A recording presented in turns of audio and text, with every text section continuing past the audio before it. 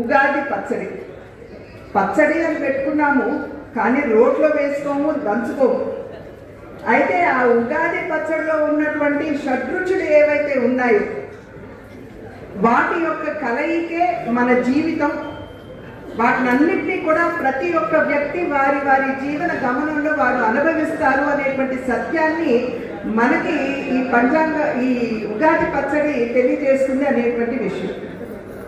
అంటే ఆ పచ్చడిలో ఉన్నటువంటి తీపి ఏదైతే ఉందో అది సంతోషాన్ని, దానిలో ఉన్నటువంటి చేదు బాధని, దానిలో ఉన్నటువంటి కారం కోపాన్ని, అదేవిధంగా ఉప్పు కావచ్చు, మరి పులుపు కావచ్చు, మనం ఎదుర్కొనేటువంటి సవాళ్ళు, అదేవిధంగా వగరు ఏదైతే ఉందో సంభ్రమాచార్యులకి అది తార్కాణం అని చెప్పి పెద్దలు చెప్పినటువంటి మాట.